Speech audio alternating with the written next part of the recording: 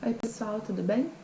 Meu nome é Alessa, sou fisioterapeuta e hoje eu tô aqui para falar um pouquinho mais sobre fáscia. O assunto de hoje vai ser tensegridade e biotensegridade.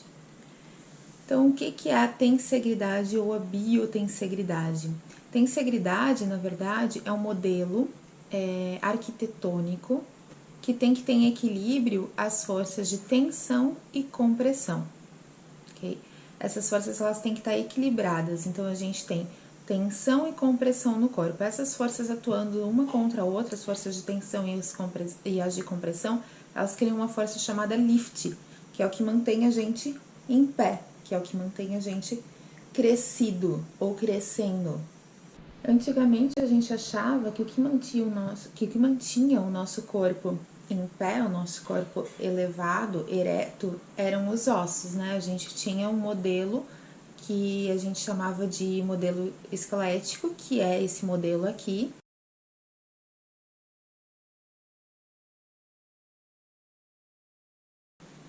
Ele é um modelo onde a gente se mantém em pé por causa dos ossos. Mas com o estudo da face, a gente descobriu que não é bem assim. Não é essa estrutura óssea que nos mantém em pé. O que nos mantém em pé é essa biotensegridade. Quando a gente vai falar de seres humanos, de seres vivos, a gente vai falar de biotensegridade. Quando a gente falar de estruturas como pontes, como estruturas arquitetônicas mesmo, a gente vai falar de tensegridade. Então, a diferença de tensegridade para biotensegridade é que biotensegridade nos seres humanos. E hoje a gente descobriu com o estudo da fáscia que é essa biotensegridade que nos mantém em pé. É isso que nos mantém eretos. Né? Essa rede de teias de aranha, né, como está mostrando na imagem para vocês, que nos mantém em pé, que nos mantém eretos. E essa força, ela tem essa força de tensão e essa força de compressão que vão atuar uma contra a outra, nos mantendo, né, eretos, como eu já falei antes para vocês. E nessa estrutura, os ossos, eles não se tocam, eles não se encostam. A gente precisa de um espaço entre um osso e outro para que eles possam deslizar sem se chocar um contra o outro. Porque quando a gente tem encostar um osso sobre o outro e começa esse deslizamento, a gente tem esse cisalhamento, né? Esse cisalhamento ele gera calor, o calor gera inflamação.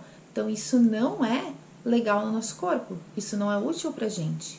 Então a gente precisa que haja um espaço entre cada osso e isso é formado por essa rede de biotensegridade. Quando ela está funcionando direitinho, a gente tem um espaçamento entre um osso e outro para que eles possam deslizar, gerando um movimento sem gerar fricção, sem gerar esse calor, ok? A face, então, ela é como se fosse uma roupa que a gente nasce com ela. Imaginem assim. Então, se eu tenho a minha roupa aqui, por exemplo, no meu ombro, eu vou puxar, vou fazer um nó aqui. Esse tecido, ele vai, ó, se esticar. Isso pode causar um problema, eu tô aqui no meu ombro esquerdo, eu posso causar um problema lá no meu quadril direito, né? Se eu restringir muito o meu movimento aqui no ombro, eu puxar, eu densificar essa face aqui, eu vou ter problemas em outros lugares, eu vou repercutir esses problemas em outros lugares do meu corpo. Então, sempre nisso que a gente tem que pensar, que a face é como se fosse uma roupa elástica, um macacão elástico que a gente nasceu com ela. Ela que vai dar forma pro meu corpo. Se eu tirar toda a camada da minha face, do meu corpo, e colocar ela numa maca, ela vai ter o formato do corpo humano. Ela que dá arquitetura pro meu corpo. Ela que faz eu ser quem eu sou, no caso, físico, né? Não psicológico, não mental, mas físico sim. Ela que dá o formato ao meu corpo. E a gente tem que trabalhar essa fáscia para que ela sempre esteja deslizando, para que ela sempre tenha água suficiente. Então, beber água é muito importante, porque a minha fáscia, ela é composta de água também, né? Ela é composta, na verdade, de substância fundamental, que é composta por ácido hialurônico, eu já falei isso para vocês nos vídeos anteriores, E o ácido hialurônico atrai água. Ele precisa de água para que esse deslizamento ocorra sem cisalhamento, para que essa face esteja não densificada, para que essa face esteja viscosa o suficiente para que haja esse deslizamento. E o que a biotensegridade importa na nossa prática? Na prática dos profissionais do movimento, importa da seguinte forma: se eu tenho uma densificação, né, um nozinho que não esteja funcionando bem lá no meu pé, isso não vai repercutir só no meu pé, no tornozelo, no joelho, na perna. Isso pode repercutir em todo o meu corpo. Porque se eu sou uma rede de teias de aranha, quando eu puxo um cantinho aqui, isso vai repercutir por toda a teia de aranha. Isso vai repercutir por todo o meu corpo. Então, eu não posso mais pensar em um segmento isolado. Eu não posso mais pensar que, eu tenho uma fascite plantar porque eu tenho uma sobrecarga naquele pé. Tá, e por que eu tenho uma sobrecarga naquele pé?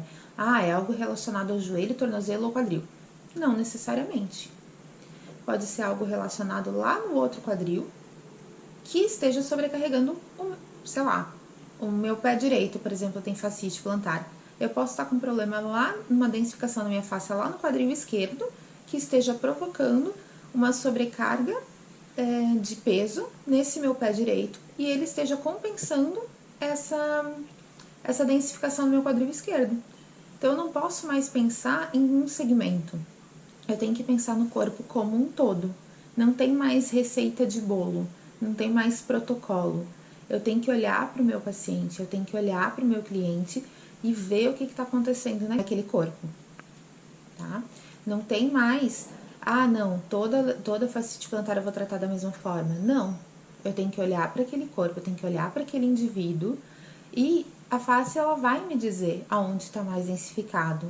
Se eu pegar uma pessoa, parar na minha frente e eu olhar para ela não vai estar simétrica, ninguém está 100% simétrico, né?